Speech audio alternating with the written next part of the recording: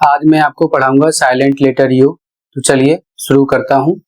नियम में लिखा है जब जी के तुरंत बाद यू आए और उसके बाद ई या आई हो तो यू साइलेंट रहता है और जी की आवाज ग रहती है।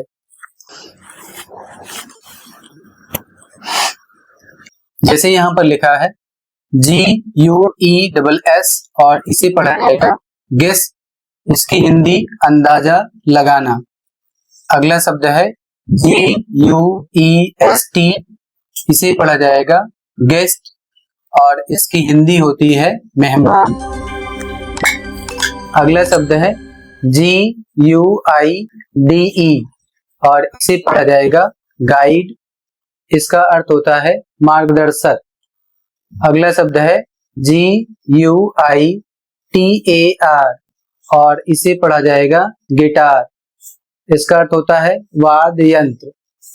अगला शब्द है GUILD, इसे पढ़ा जाएगा गिल्ड, इसका अर्थ होता है व्यापारिक संघ।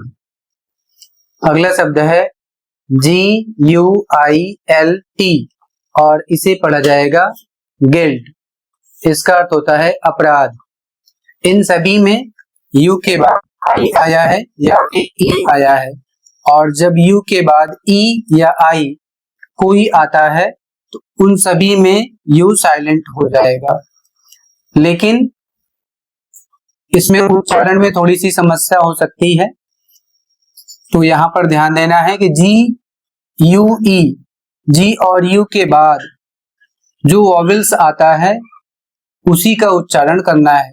जैसे यहाँ पर ई आया है तो यहाँ पर उच्चारण किया जा रहा है ए, और इस शब्द में आई आया है, यू और आई आया है, इसलिए यहाँ पर उच्चारित किया जा रहा है आ का।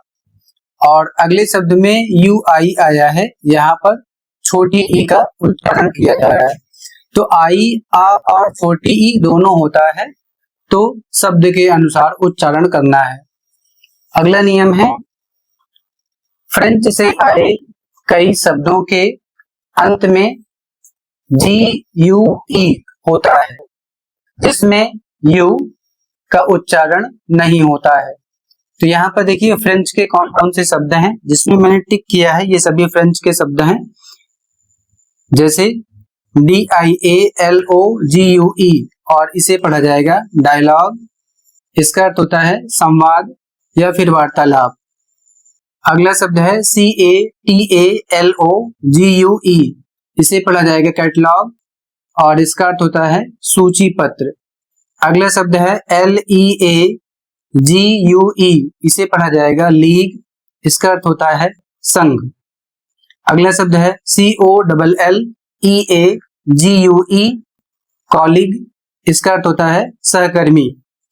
अगला शब्द है VAGUE वेग, इसकी हिंदी होती है अस्पष्ट। इसके नीचे एक शब्द है PLAGUE, इसे पढ़ा जाएगा फ्लेग और इसकी हिंदी होती है महामारी। अगला जो नियम है इसमें लिखा है कुछ शब्दों में यू दूसरे व्यंजनों के बीच फिलर की तरह आता है और बोला नहीं जाता है। तो जैसे यहाँ पर फिलर की तरह आया है शब्द तो बिल्ड और बिस्किट, इसकी स्पेलिंग है BUILD, बिल्ड अर्थ बनाना। अगला शब्द है VISCUIT, इसका उच्चारण है बिस्किट और इसका अर्थ भी बिस्किट होता है। एक नियम और है जो सेम ऊपर वाले का ही लगभग पैटर्न है, इसमें लिखा है GUA या GUE कॉम्बिनेशन में है तो भी यू का उच्चारण नहीं किया जाएगा। जैसे यहाँ पर शब्द है GUARD, इसे पढ़ा जाएगा गार्ड और इसकी हिंदी होती है रक्षक। अगला शब्द है TONGUE, इसे पढ़ा जाएगा टंग और इसकी हिंदी होती है जीभ। कुछ इसके अपवाद हैं। अपवाद कौन कौन से हैं? जिसमें अपवाद का अर्थ होता है कि जिसमें किसी भी नियम का फॉलो नहीं होता है। तो यहाँ पर देखिए कुछ ऐसे अपवाद हैं, इसको याद रखना है। जैसे शब्द है LANGUAGE, इसमें यू पढ़ा जा रहा है और यू का उच्चारण हो रहा है वह, लैंग्वेज, और इसकी हिंदी होती है भाषा। LINGUIST, लिंग्विस्ट, और इसका अर्थ होता है भाषाविद या फिर भाषा विज्ञानी। अगला शब्द है ARGUMENT, आर्ग्यूमेंट, और इसका अर्थ होता है तर्क। अगला शब्द है ANGUISH, एंग्विश, और इसका अर्थ होता है गहरी पीड़ा। अगला शब्द है DISTINGUISH, और इसका उच्चारण होता है डिस्टिंग्विश, और इसका अर्थ होता है वेद करना। अगला शब्द है GENUINE, और इसका उच्चारण होता है जेन्युइन, और इसकी हिंदी होती है वास्तविक।